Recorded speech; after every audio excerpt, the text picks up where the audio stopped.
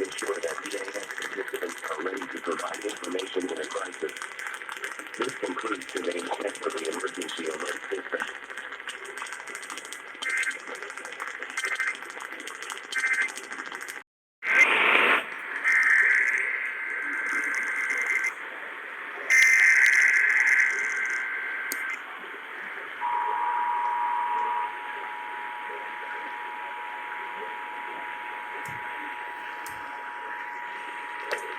This is the Nevada State Police with the August-required monthly test of the emergency alert system.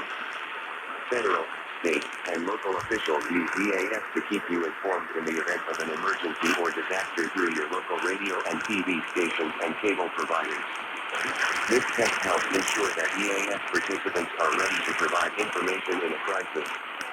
This concludes today's test of the emergency alert system.